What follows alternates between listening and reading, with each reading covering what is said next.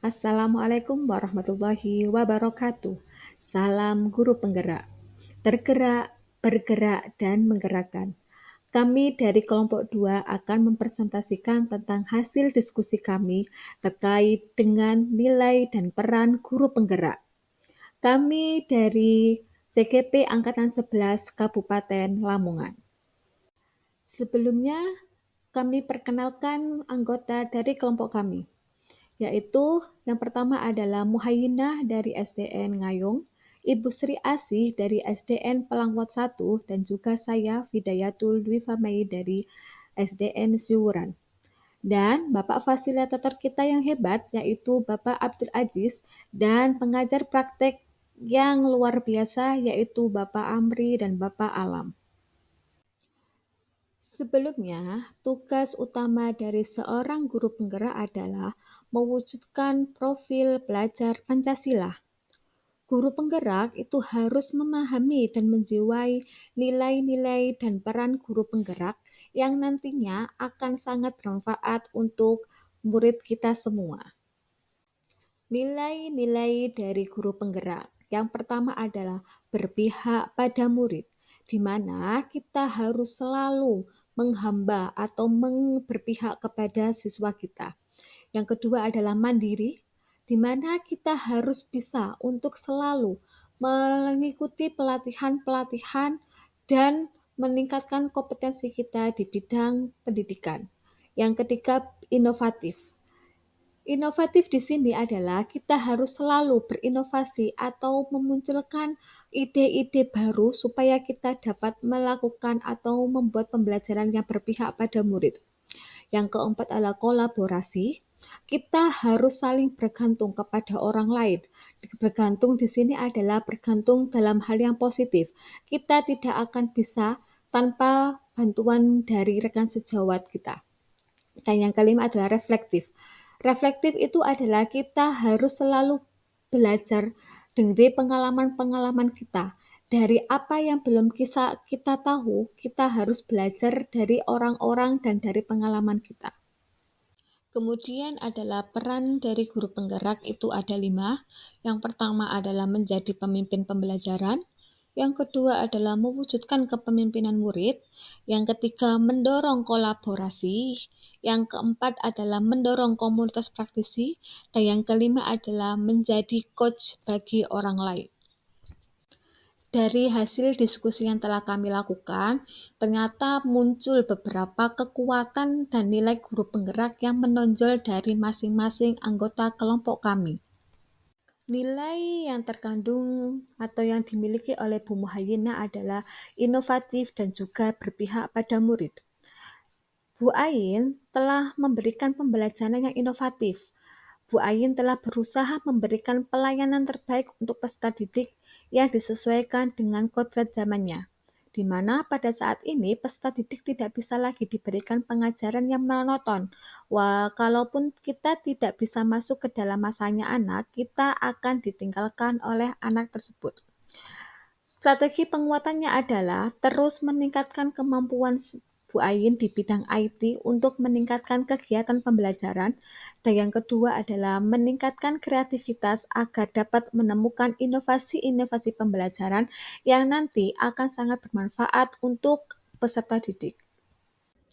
Selanjutnya adalah Bu Sri Asih. Bu Sri Asih itu telah memiliki nilai dan peran mewujudkan kepemimpinan murid dan berpihak pada murid. Pada saat pembelajaran berlangsung, Bu Sri Asih menciptakan proses pembelajaran yang menyenangkan dengan harapan murid akan antusias dengan apa yang dipelajarinya. Kegiatan yang sudah pernah dilakukan Bu Sri Asih adalah memberikan peran kepada anak untuk menjadi imam sholat duha secara bergantian. Kemudian kegiatan yang kedua yaitu memberi peran kepada anak untuk menjadi petugas upacara secara bergantian. Yang selama ini kami mempunyai 2 kelompok petugas upacara yang berbeda. Sedangkan untuk strategi penguatannya yaitu menambah pengetahuan atau wawasan dari berbagai sumber yang terkait dengan proses pembelajaran berpusat pada anak. Dan yang ketiga adalah Bu Fidayatul, yaitu saya sendiri, di mana peran dan nilai guru penggerak yang menonjol di saya adalah nilai kolaboratif antar guru dan juga kolaboratif. Nah, nilai kolaboratif ini yaitu kita bisa bekerja sama dengan rekan sejawat di sekolah untuk mendorong suatu kegiatan sekolah bersama-sama. Selain itu, kita juga bisa berkolaborasi dengan murid untuk dapat merencanakan pembelajaran yang berpihak pada murid. Di mana nilai kolaboratif ini itu sangat-sangat penting bagi saya sendiri. Kenapa? Karena saya merasa kalau kita bekerja sendiri itu tidak akan bisa maksimal. Maka dari itu, saya sangat membutuhkan kolaborasi dari stakeholder yang ada di lembaga saya. Sedangkan untuk strategi penguatannya yaitu mengembangkan kompetensi dengan cara mengikuti pelatihan-pelatihan yang tersedia, kemudian membangun networking atau jaringan yang baik untuk memudahkan proses kolaborasi. Setelah kita mengetahui nilai dan peran yang menonjol dari masing-masing anggota kelompok, maka dari itu kita bersepakat untuk memilih peran dan nilai guru penggerak. Yang pertama, kita memilih atau bersepakat nilai guru penggerak yaitu inovatif, berpihak pada murid dan juga kolaboratif, sedangkan perannya adalah mendorong kolaboratif. Rancangan kegiatannya adalah berbagi praktik baik tentang pembentukan karakter anak dengan positive vibe diary. Manfaat dan tujuan dari kegiatan yang telah kami lakukan adalah manfaatnya yaitu membantu menumbuhkan semangat dan kepedulian para pendidik terkait transformasi pembelajaran yang ada. Yang kedua adalah memperkuat peran guru penggerak sebagai pendorong kolaborasi. Dan yang ketiga adalah guru dan murid bisa memperkuat nilai inovasi. Sedangkan tujuannya yaitu berbagi praktik baik, meningkatkan profesionalisme dalam pendidikan, dapat mengembangkan keterampilan para pendidik, dan yang terakhir adalah menumbuhkan karakter anak sejak dini. Rencana kegiatan yang kita lakukan yang pertama adalah berkoordinasi dengan kepala sekolah dan teman sejawat. Yang kedua adalah menyusun jadwal. Yang ketiga adalah mensosialisasikan pada peserta didik dan orang tua. Dan yang keempat adalah membuat flyer ataupun pengumuman. Rancangan kegiatan yang pertama adalah guru memberikan motivasi kepada peserta didik tentang satu sikap terpuji. Dan yang kedua, peserta didik diminta mencatat kegiatan terpuji yang dilakukan. Ini bisa dilakukan di sekolahan maupun di lingkungan rumah. Yang ketiga, peserta didik diminta merefleksikan kegiatan tersebut di akhir minggu. Dan yang keempat, peserta didik membuat hasil karya sesuai dengan potensi dari masing-masing siswa. Yang kelima, hasil karya dari peserta didik nanti akan di-share atau dibagikan untuk dapat memotivasi peserta didik yang lainnya. Jadi hal itu dilakukan supaya memunculkan motivasi untuk anak yang masih belum bisa untuk aktif dalam menjalankan kegiatan tersebut. Di sini dari kelompok kami akan membagikan inovasi-inovasi atau ide-ide dalam menumbuhkan motivasi peserta didik.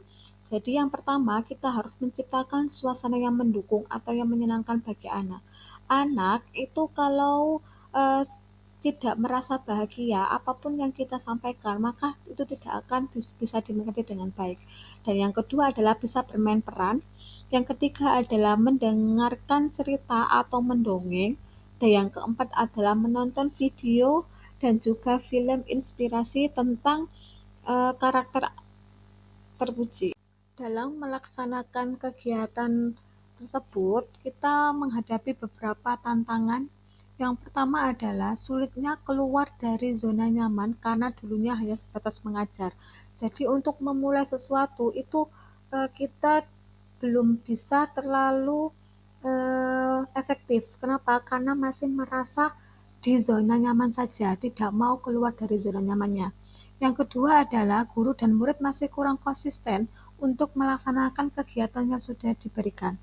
Nah, solusinya itu yang pertama adalah berbagi praktik baik dibuat untuk sebagai program sekolah untuk meningkatkan mutu guru. Dan yang kedua, memberikan motivasi dan bimbingan sehingga siswa selalu konsisten dalam melaksanakan kegiatan. Tugas yang kedua adalah refleksi, di mana setiap satu rekan dalam kelompok di ruang kolaborasi yang menurut saya sudah memiliki satu nilai yang saya masih perlu kembangkan. Apakah nilai itu dan mengapa itu penting untuk saya dalam proses kolaborasi kelompok? Tuliskan dalam bentuk surat terima kasih dan apresiatif pada rekan tersebut untuk nantinya dikirimkan melalui aplikasi singkat.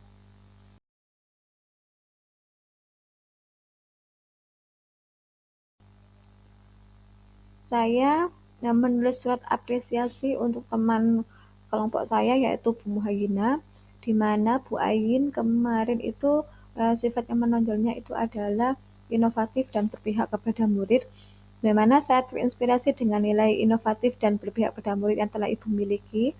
Terlebih, Bu Ayin menceritakan pengalaman Ibu saat proses pembelajaran tentang penggunaan media IT yang sesuai dengan perkembangan zaman. Hal itu membuat saya termotivasi untuk bisa melakukan inovasi terhadap pembelajaran dengan menggunakan IT. Saya menyadari bahwa saya masih kurang dalam nilai inovatif, untuk itu saya akan belajar untuk meningkatkan nilai guru penggerak inovatif untuk membantu saya menciptakan pembelajaran yang berpihak pada murid. Demikian presentasi dari saya. Mohon maaf kalau ada salah kata. Saya akhiri. Wassalamualaikum warahmatullahi wabarakatuh.